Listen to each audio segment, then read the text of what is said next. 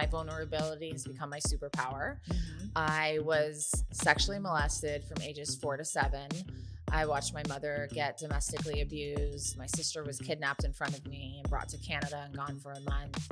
And I was like, I have been in and out of psych wards, juvenile detention center, treatment centers for so long. And now I'm a mom, and like, maybe I should listen and try one thing. After my abuse and all the things I went through, I looked at myself in the mirror and I just saw a dirty, damaged, broken person, and I hated myself.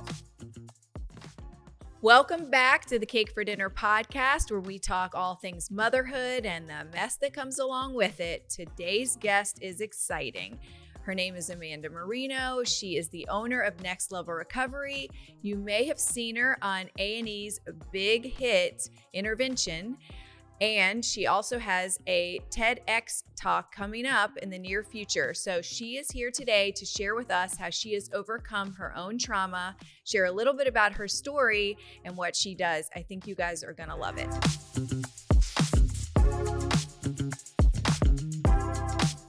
Well, thanks for coming. I'm really excited to have you specifically because honestly, it was being on your podcast that really got me comfortable with this idea. Love that. And my first podcast was with Matt Williams that like really got me thinking. And then once I did yours in person, it really helped. And also I really just want to really bring an authentic voice to women, specifically moms. Yeah. So let's dig in and start with, probably your recovery. So I know you and I are both the same. We don't want that to be like our whole thing, but it definitely contributes to you. And I know when you came in and spoke to the adolescent girls, it was so meaningful and deep and very rooted in that journey. Yes. So maybe just give a little bit of a background just so they have some reference. You know, I am very open with, what I've been through because my vulnerability has become my superpower. Mm-hmm. I was sexually molested from ages 4 to 7. I watched my mother get domestically abused. My sister was kidnapped in front of me and brought to Canada and gone for a month. And that was ages 4 to 7. Wow. So I consider myself now in a trauma recovery healing journey because it's so complex. Yeah. And the substances were just one of the many things that I used to cope and get outside myself because I didn't trust anyone. Right. So I, was deemed by many medical doctors at the time, that I was hopeless. Mm-hmm. And the fact that I'm sitting here today and I have 2 well-rounded, healthy children and a stable life and conquering my dreams is like nothing short of a miracle. Amazing. And I love that you have what you've done with your life too, because your story is impactful, but you've told it on a pretty big stage. I know you're getting ready to speak on the TEDx stage. Yes. You've been on the show Intervention. So you've really been able to, and it isn't just about being or doing those things. It's about how many people you can help based on the platform. Yeah. That was my, I remember seeing like Ken Saley before I was friends with him on Intervention back in the day. And I was like, I wasn't even an interventionist. I wasn't even in the field. It was many years ago. And I was like, I want to be on that show. And then, when I started to become friends with Ken and my friend Michael Gonzalez, he was like one of my OGs from the very beginning. He was on it. And so both of them wrote, to the producers that they recommended me. So I did a number of castings for it, which I had done castings many times in my life. So it was easy for me to do. And they first called me for the show Digital Addiction. Okay. So I worked on 3 episodes of Digital Addiction, which America wasn't ready for. We're sure ready now. We're ready now. I think if the show came out now, that it would have picked up another season. It didn't pick up a second season. I mean, these were severe cases of young women with trauma addicted to social media, the likes, the comments, and they had no other, no connections in the outside world. That was their whole world. Wow. They were really intense. And so you were the interventionist on that. Yes. Okay. It was a little different. I met with them before and I kind of saw how they were living. One was living in a tent, one didn't leave her house, and she had all these plastic surgeries to look like a filter. Okay. Another one was a young mom who was on her phone like 23 hours a day. She was a teen mom, and then her kids were like running outside. So it was pretty severe cases, you know? Wow. Yeah. But so interesting. You weren't even in the field. You saw this thing, had this idea. So what do you think that is? Like, are you in a manifestation or Oh you yeah. just I've like people say, "Oh, you're lucky." I don't think that's it at all. I believe in the power of manifestation. Mhm. I see it. Like I work for it. I put myself out there. I'm super brave. Um, and I go after it, you know, and a lot of people don't do those things out of fear. Yeah. And for me, the worst case scenario is I get a no, like, or So where do you think that comes from? Like, were you like that as a young person? yeah, I mean, my mom tells me I was 4 years old and I was like, we were at the Promenade Festival in Fort Lauderdale and I jumped on the stage with the Polynesian dancers and tried to take over the show. So I like, and then there was a version of me that was like the hip hop dancer and the Yeah. actress and the model and all that stuff. And so, but to do it as a woman of substance, like to go on it, and I did 3 episodes of Intervention. The last season that came out, that was the couples season, which was more complex, right? Because you're dealing with two families. Yeah. You're dealing with a couple that's like living in trap houses and tents. And I actually saw some things on that show that I've never seen before. I've never seen someone shoot heroin. I've never seen someone smoke crack. So it was, you know, wild. I bet. Yeah. But it was very similar to my clientele that I work with now, like the high end, even though like one is living in a trap house in a tent and one has all the resources. Like there were so many similarities to me that like hit my heart What do you mean? of their struggles, of like Yeah. what they've been through. I mean, some can have all the resources in the world and not get help. And then these people living in a tent, you know, they even don't know if they want help. And then they're getting offered 90 days of free treatment and like really nice programs. Like I got to help pick the programs. Yeah. They let me lead the way. I said, I'm not coming on if I can't be myself. And they were like, oh no. And I worked with the producer who worked on this. That was his first season. Okay. And we did an invitational model. And then we did Johnson models on the other one. So it was the first time ever. So I trusted him. I worked with him on digital addiction. So I had already had a deep relationship. This guy, Mark, he's amazing. So I trusted them, and the camera people were like crying in the background. They really cared, and they really That's wanted so to do cool. that. They wanted to do the right thing. I like what you're saying though about like people with resources and people without resources. They're so much similar, right? Like Yeah. also, especially with addiction, you're dealing with the same feelings. Yeah. I remember I spoke in a prison once, and this guy who, you know, it's a guy and I'm a girl, but also there was some obvious differences. And I told my story, and he raised his hand at the end and he said, we have nothing in common, but we have everything in common. That's and exactly that it. like hit me. And I was only a few years into sobriety at that point, but I've always remembered that. I remember the look on his face, and he was so right. We grew up totally different, and he could relate 1,000% to the feelings that I was expressing. The feelings, the stories, like the trauma of like, you know, the one young woman I worked with up in Massachusetts, New Hampshire area.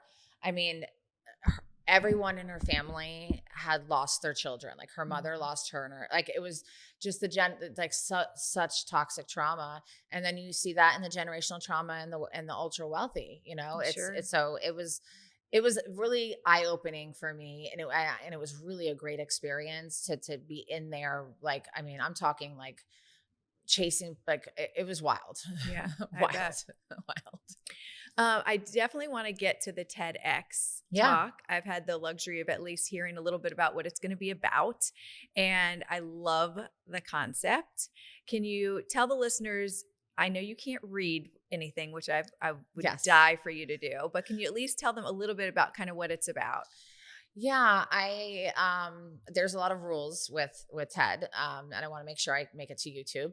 So that's one of the things. It has to be the first time that this message has ever been delivered. That's like the rule, right? It can't be duplicate talks and things like that. But I, you know, worked with a coach for a year on like speaking and, getting connections and learning about speaker bureaus and learning about TEDx, because it was a whole nother world for me.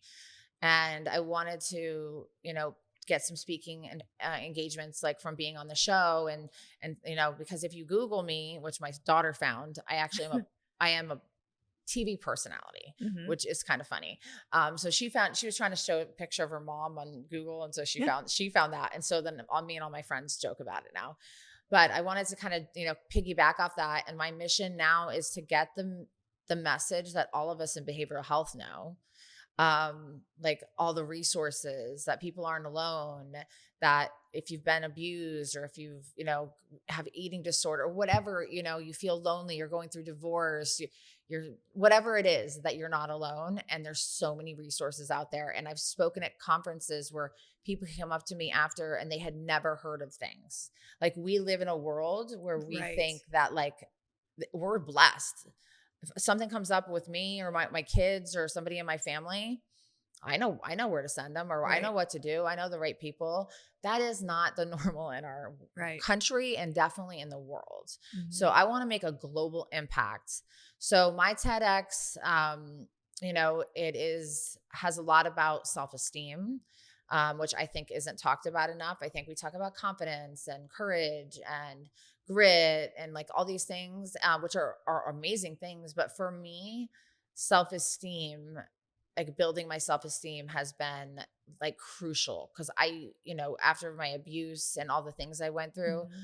I looked at myself in the mirror and I just saw a dirty, damaged, broken person, and I Mhm. hated myself. I also think that's part of, getting sober, because when you're abusing drugs or alcohol, typically, I can speak for myself, you're not doing things that would build self-esteem. You're not doing things that align with your morals and values. Mm-mm. So over time, you're just chipping away at your self-esteem. And I feel like part of getting sober is sort of putting that back together. And I love that you've not only done that personally, but then you're bringing that to a bigger stage, because self-esteem is really where it's at, in my Yeah. opinion. Thank you. Yeah. I mean, I'm like, I started to share this recently, but like, because I was abused, so I had agents when I was 17. I had a few agents and I had a manager and stuff like that. But one of my agents was like grooming me, which I see now. Like, when you're 18, what are you willing to do? Mm-hmm. Like, would you like, and they kind of pushed me to do Playboy TV. Mm-hmm. So I did this, The Girl Next Door. This I have not talked about until recently, because I had to, when I filled out my legal background check for intervention, they asked the question. It was the first time I ever had been, have you ever done nudity? And so I was like, shit. So I had to process that. I'm trying to get some of it like taken down legally, Mm-hmm. things like that. But yeah, so I did Playboy TV, I did Hotel Erotica, like things like that, and I thought that they would help me feel more comfortable in my body and not feel so uncomfortable, like, and it just did not. It was not it. Well, also, you're willing to do things that, maybe don't align with your deeper values, but you get away from that through addiction. You detach from your value system. And Yeah, also, as young women, we're so confused about kind of like what we are and what is okay, what's yeah. not okay. Yeah, my one boundary was porn. I Yeah. wouldn't do that. But no, and no judgment to anyone that has, or stripping. Yeah. I bartended in strip clubs, but but I was, really ashamed of my body. I was really ashamed of myself. I thought I was just dirty, damaged, disgusting, broken, Yeah. and so building self-esteem has really, it's not great every day. It's not like something that, oh, my self-esteem's good and I'm good all the time and I never Mhm. struggle with that. That's not true. Like, I do. Yeah, I think that's the best part of it though, right? Because when you're I love in your speech, and I won't say it because I certainly don't want to be the thing that prohibits you from YouTube. But but I love in your speech that you kind of allude to having high self-esteem every day, and then you're like kidding, because none of us have high self-esteem every day, right? No, And that's but not that is reality. not reality, but talking about that is what is helpful. Absolutely. I try to not just have this like pretty like kind of, what you're doing, like this pretty fluffy message out there every day. Like I share that I've been bullied online. I've had Yeah. people threaten me. I've had people I haven't talked to in 10 years send me vile messages saying like, who do you think you are? You're not a therapist. Nowhere do I ever try to say, nowhere says I'm a therapist. I respect and I partner with many therapists. I Right. always have a clinical lens on the work that I do at my Sure. company, Next Level. But I've never, there's nothing out there of me that I'm an advocate. I'm a CIP interventionist. I took 2 years to do that. I'm a life coach, recovery coach, a business owner, and I have the right people on my team. I have an on-call psychiatrist, a psychologist who's involved in all of our cases, and then there's always other people, sometimes dietitians, whatever it is to make the fit. Right. So I mean, was bullied as a kid, Mm-hmm. which I believed all that stuff because I was still in that dirty, damaged, broken. Well, if they're going to call me a slut in 6th grade, I'm a slut. Never even kissed a boy, nothing. Right. And then when I went to high school, I was told I had all these STDs. I had never had sex with anybody. Like I was bullied because I was too tan and too skinny. And these girls like told me I was fake tanning at a tanning salon every day. And you're so skinny, you don't eat. It was just my body. Right. And imagine that somebody like now I'd be like, yeah, please tell me I'm too tan and too skinny. Like, I'm cool with that. Yeah. But girls are tough. Oh yeah. I had it really, really rough. And because of my trauma, it affected me deeply. Sure. And I see how my daughter won't own that shit. She had a bully note telling her she was a hoe and she should kill herself. And she was upset for about 5 minutes. And then she said, I feel really bad for the person, who takes time out of their day to write that about me, and I'm going to pray for them. And she literally never thought about it. She never thought about it again.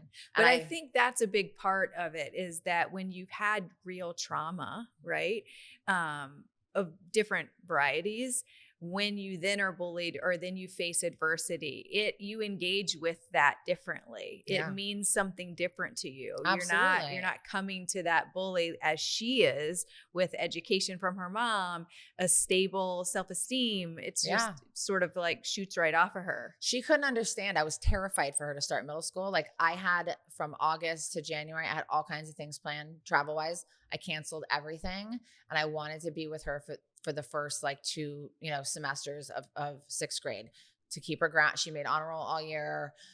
She's did the track team, like all this stuff. So like she shined and I needed to be here. Her dad's amazing, but like for the emotional stuff, that's me. Yeah. I remember actually, I'm not sure what we were going to do, but maybe have you tour or something, but you were like, my daughter's starting middle school.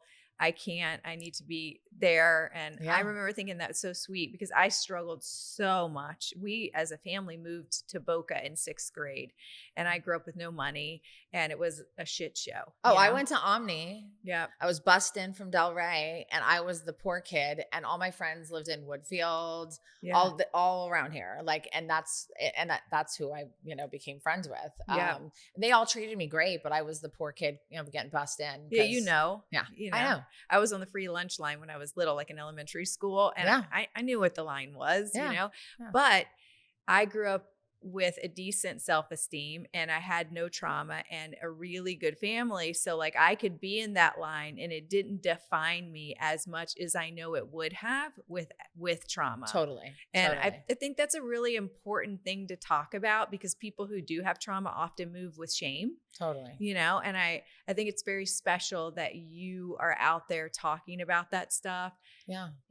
And just really like letting people know you can get to the other side. Women in general, like often have those type of things happening in circles of friends or mom groups or, so I think as you get older, you find your lane, you find your pace and you align yourself with that. And that's really what I see you doing. And it can really be an example to everyone. But I think overcoming the things that you've overcome, although you're very focused on self-esteem and where you're going, I like to connect the two because it's much more impressive from my place. And I know that's not what you're going for, but it's also more relatable, totally. Is it like, shit, if she can overcome this and get all the way to the point where she's coaching people on self-esteem, surely we can get to a higher self-esteem. Absolutely. Absolutely. No, I wouldn't change anything. I've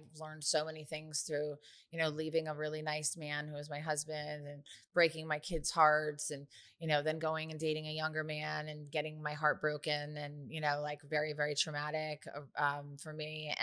And then now finding like, the love that I've always wanted, like with a great, great partner. What age did you meet him? I met him, we've been together for almost 3 years. Okay.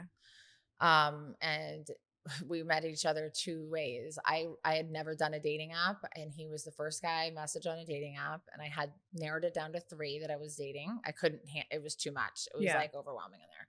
And once we met up, he realized that he saw me walking my daughter to school, and he was trying to get off the apps because he got catfished a bunch of times. He called his friend who lives in our neighborhood, our buddy, and he's like, "Oh my God, I saw the mom I want to date. I've never seen her before. I got to go find her and talk to her." So he realized that I was that woman a week later once we met up for dinner. So it was kind of like really meant to be. Cute. Thing. Yeah, cute.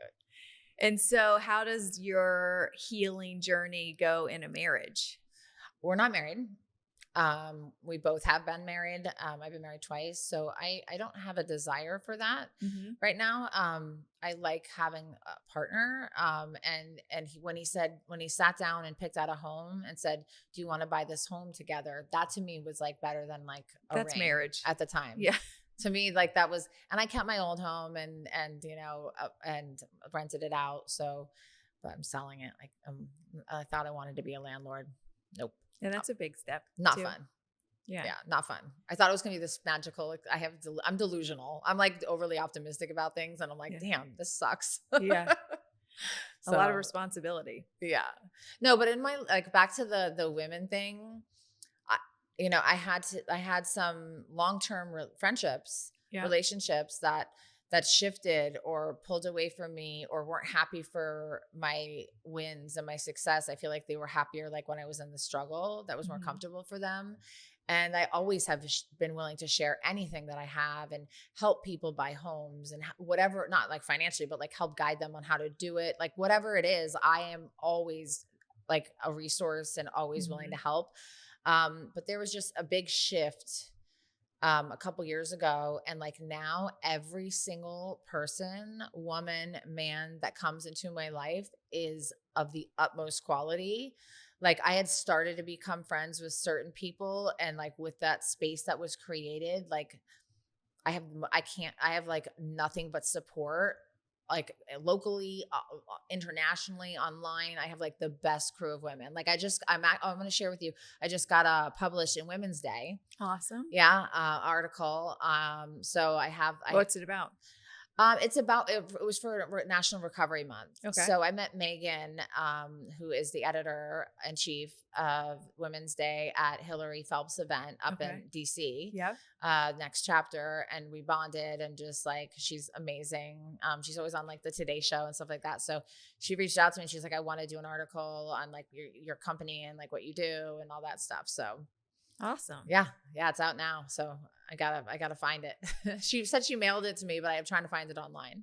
So how important is that to you, having female team connection? Everything. Listen, I was bullied by girls and women my entire life, but I still chose to lead with kindness and not accept that. And that in turn has, removed who's not meant to be. And I used to fight for that. I used to like beg people to stay because of my abandonment.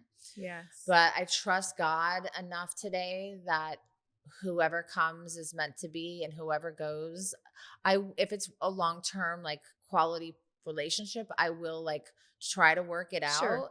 But I'm not chasing anybody today. And because I've done that, like the quality of my circle has just drastically improved. I think that naturally happens with age. Yes. I actually heard the other day, I wish I could recall exactly, but it was something to do with during perimenopause. It is an actual proven like scientific chemical thing that happens in your body that contributes to the less fucks given, if any of that Oh, makes sense. So yes. it's like, it's the not, last fucks given are it's hard. but it's a real thing. It's not just like you age and then you're like, whatever. It's like a full thing that like, as estrogen leaves, chemically we change. Yeah. Although some of it's difficult, the sweating and whatever, some of it is so great. The just Yeah. sort of being like, whatever. I mean, God, like, of course I am where I am, but like, if I could have had like this mentality in my 20s, like the give no fucks, Oh like, my God. oh, but I have it now and I harness it. Well, that's the thing. and It's hard earned. You don't get it in your 20s. In your 20s, you get a tight ass. In yeah. your 40s, that starts to Oh, I'm 20. I go. was a little bitch. Yeah. I was not, Well- I was not nice because I was traumatized. And so And then unhealed.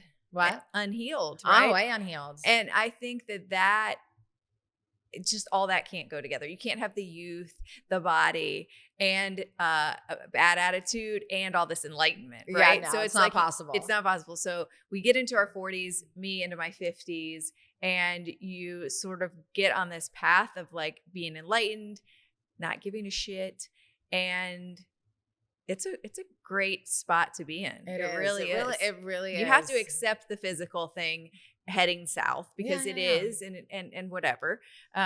I'll be damned though that I'm not going to try my hardest to still be able to do like a back bend, a handstand, a cartwheel. Like I, as long as I can. A cartwheel's no joke. I I tried can to do still a do cartwheel. one-handed. I tried to do a cartwheel like a month ago. I don't know why. It just looked very easy. No, I'm not. No, My goal is to still be able to do the things at 18. Like my mom as is long as I can. 74. She still does both splits. Love that. She just drops down the living room. Sometimes Go- a little go, uncomfortable for mama. everyone, but she's just always stretching. Yeah. Yeah. I stretch a lot too because I did do a yoga teacher training in Jamaica for a month. But I don't teach anymore, but I still use like it. What don't you do, Amanda? I feel like every time I taught cycling. I mean, no, it's like the stories are endless. Like I performed for the Prince of Morocco. I stayed in his bed. I would not sleep with him simply because he thought I would because he was a prince. Yeah. Mulay Rashid was Maybe his you name. should have. Now I'm like, I turned down Dr. Dre. I turned down the Prince of Morocco, but I took home random dude from the dive bar. Yeah, Yeah, not the best strategy. Yeah. Well, I wasn't in the clear state of mind, but because I was bullied so much when I got like into like my bar days, like my I started to fight people because I only felt anger. Right. So if anyone like messed with me, like I got into many bar brawls. Like it's so wild to be on this side of things clinically when you can it makes so much sense, right? That you would be angry after being, molested and traumatized, like it just makes so much sense. And the journey through anger and now to being helpful is just like dynamic. Even in treatment, I was like the worst client for the first 30 days. You should be more discontent in treatment, they say, because now you just feel like this, mad as shit, and you have no escape. When the owner, Tony, sat me down, this is Genesis' house. Do you remember Genesis? Yeah. So Tony sat me down, and whatever he said to me, I don't really remember exactly, was my first spiritual awakening. And I was like, I have been in and out of psych wards, juvenile detention center, treatment centers for so long. And now I'm a mom, and like, maybe I should listen and try one thing that could make me feel better. And I started following, and I stayed there 90 days, and my son got to come visit me and stuff like that. So it was like your son almost kind of saved you. Oh, my son saved me. My son saved me. I see children pick up on like the when a mom is struggling. He didn't. We called him Mr. Happy Baby. Like I don't remember how the song went, but our version was Mr. Happy Baby, Mr. Happy Baby, Mr. Chubby Cheeks, Mr. Chubby Cheeks. So he just was always this. He's like literally an angel, angel. So cute. Everyone that meets him or spends time with him, because he works at Turning Point, a restaurant locally, like everyone texts me, oh my God, I saw Merrick. He's so amazing. He really has been an angel in so many people's lives. And when I was pregnant, we lost my grandma, my mom's mom, and his dad lost his mom while I was pregnant. So, that like Merrick coming into the world really healed a lot of hearts. Oh. And we grew up together because I was 24, when I had Wow. him. So we grew up together, and Yeah. he teaches me. We're about to go on the adventure of a freaking lifetime to Philippines and Thailand together. I'm so excited. Tell me what you have coming up, because I know it's a lot. It's a lot. I mean, Sarah didn't understand. I was telling Sarah, I'm like, I need you to sit with me because I don't know how to do this. I can travel anywhere that I've been, or, Hawaii, Costa Rica, whatever. But this, like going to Asia and Africa, Dubai, like that's like way over my head. So my friend Natasha Silverbell gave me her travel agent. So she's one of my mentors. And I said what I needed to do, and this travel agent like really put it all together. And certain things I was, like they made a schedule for us in Thailand. I go, oh no, that's way too, like I need days of nothing. What are you going to Thailand for? So we're going to Philippines for the TEDx. So the TEDx is in Manila. So we're going to get there so I can get settled. There's a dinner before, like with all the speakers, and then there's the event, and then there's a picture after, and then we fly out the next morning. Got it. Okay. And then so that's in Manila, and then we go to Thailand, and we're going to Bangkok and Chiang Mai. Just for Though Merrick's graduation, he graduated in 2024, and we've been trying to plan a trip. He really wanted Japan. Okay. I tried to pull Japan in, but right now it's the most expensive place to go to because it's very, very popular. And my travel agent said he didn't have any of the guides he trusted available till like December. So I convinced my son that Thailand was amazing. So it's TEDx with travel plans with Merrick. Basically. Yeah, we're going to like an elephant farm, Amazing. like where they rescue elephants. We're gonna go with monks. Just the two of you. Just the two of us. We're gonna go have a private tour guide with monks. We're gonna go at 6:30 in the morning and be with them till like 9:30.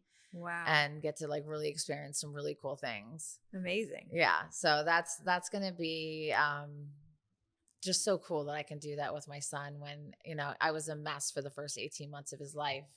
And now he's turning 20 in October 18th. And we're going to be spending time in Asia together. Like, how cool. On the tail of a TEDx talk about all the things you healed from. Yeah. Wild. And then I'm consulting for a program in South Africa to do content and social media.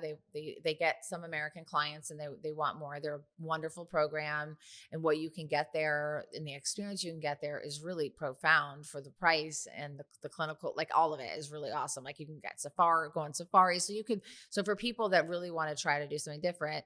So I'm spending 4 days doing filming and social media stuff for them. Okay. And then my daughter and I fly to Kenya. And we're doing this woman I've been speaking for in virtual meet things. And I was supposed to speak for her in Ghana in 2020. What is her name? Gertrude? Her name is Laura O'Barry. Okay. And she's a beautiful soul. So she planned a mission trip where we're going to go to orphanages, and we'll do a safari also there. But I asked her to find like one particular like organization that I could start raising some money for, that I could bring more abundance there by getting some donations, and stuff for it. I want my daughter to see how good she has it. Yeah. And I think the trip to Kenya, that part is going to be life-changing for her, seeing orphans and people with, the struggle, like the real struggle. Yeah. And then Dubai, I'm speaking at Founders 2.0, which is a massive conference. They have like Education 2.0, Health 2.0, Founders 2.0, and I forget the other one, but they have a big one in Dubai, and then they have one in Vegas. Okay. So my friend Naitha from London invited me. So I'm going to do that, and I'm going to speak about opening a business right before the pandemic and how I navigated that and was able to make an international imprint because I had nowhere to go but online. Right. And I think you're able to make an imprint because what you're speaking about, whether it's social media or whatever, it still all ties into your story, which at the core of that is helping others and being authentic. And I think that's really what works. My like I said, my mission is to get all this stuff online, in person, to the people that don't know that people think they're alone. Yeah. People think that nobody else has gone through what that they don't know there's therapy, or if they're against therapy, be open to coaching to start. Sometimes that seems so you're looking much broader. So your idea is where we live, especially in Delray Beach, Boca Raton, there's so many people in this industry, but outside of the industry, there's so many people who aren't served, don't know, and you're trying to basically hit a much broader audience Yeah, to be helpful. as many people as I can that Yeah. don't that feel alone, or maybe I've had people DM me that tell me things I've never told anyone because they trust me from how I show up online, and I just want to continue to do that. I think there's just I've lived in a bubble thinking like speaking at behavioral health conferences was it for me, and it was great to do that for the time. But that time has ended for me, and it's time to speak internationally and, in different rooms of people, like when I spoke for Fit Team in Orlando, people came from all over the country for their, meeting. And all these women were from like the Midwest, it's like in the middle of the country Sure. that like had never heard of help for certain things. And like that's where I want to be. Love that. Yeah. Love that. So you own Next Level Recovery. Yeah, I brought my little brochure of me and Oh, Sarah look at on it. you. Look You how would cute not we are. miss a brochure opportunity. So if somebody is interested in getting sober or maybe healing from trauma or just needs to talk to somebody, how would someone reach you? And give me a little bit of that. Yeah, so we've our website's just being redefined because we've been working with a lot of different kind of clientele now. So some are substance use disorder, Mhm. some are eating disorder, some are just anxiety, depression, like agoraphobia, Mm. hoarders, bipolar episodes where they need like 24/7 support. And we work directly with like their psychiatrist. So someone comes to you and it's more of a wraparound where you figure out what they need Yeah. and then supply that. Yeah, and if they sometimes, so I say before, during, after, or in place of treatment, because Got it. because some people like don't really need to go to treatment if they're having like this, this one woman we worked with, a long-term companion. She, her daughter was with her for as long as she could be, but then the companion came on. We were in constant contact with a psychiatrist and when the med changes to see how it went and, all these things. So it's very custom concierge. I take a small caseload. I have a young woman who's on house arrest right now in 2 counties, and she's mine. And I have a neurodivergent client who I love out of state. He's my favorite to meet with. He's just the most brilliant person. So we've really diversified, and I love like change of life coaching, adolescence, co-parenting coaching. So we're pretty So your diverse. lens is broad because It's it broad. basically is if you're struggling, we're here to help. Yeah. So it doesn't necessarily matter what the struggle is. Yeah, and it's customized. Like I want people's buy-in. It's customized to what the clinical recommendations are, what the person's willing to do. I ask people like, what would you like? Because I want to have a little buy-in from them and kind of, So sometimes they don't have the full buy-in and they're doing it just to check the boxes, but hopefully we can help. Not every client is going to do a 180, and we're okay with that. We meet people where they are with love and non-judgment, and sometimes it is harm reduction, and sometimes it's baby teeny tiny steps forward with people, not this massive overnight change. And so we do the hand holding for a while and then start having them do it on their own, because I think that was back in the day, like, it was like none of that. There was it was like, you do this on your own, here you go. And like, that's hard for a lot of people in this era, with the digital era. And, most people having just online connections and not, especially young people. That's another one, failure to launch. Yeah. That's parenting used to be more like that. They, fuck around and find out era. Yeah. But then it's like a pendulum. And then it swung all the way to gentle parenting, Yes. which, I mean, yeah, if there's any gentle parents out there, we don't judge. But, I think most of this falls somewhere in the middle. Yeah. But the failure to launch population, I love, because they're like they're smart. They've graduated college, and then they're putting all these applications out there. They're getting nothing, but they go on their game and they're like the hero they want to be. They're making all the wins in the game. Their friends are all in there, like all that stuff. So it's to help them navigate like next steps in life. Like, how do we help them get to the next step and still be able to have a balance with that digital world, Right. but really like take them to interviews, teach them how to do Mhm. interviews. Like, if you submitted an application on Indeed, now find the person on LinkedIn And and connect. yeah. So Right. like we do all those. So That's great. there's just, yeah, we just get creative. And I just love that, like, the hoarding thing we have, we have, what's it called? Hazmat on speed dial. Unfortunately, we've Mhm. done it. There's a lot of mental health and addiction mixed with hoarding. Yes.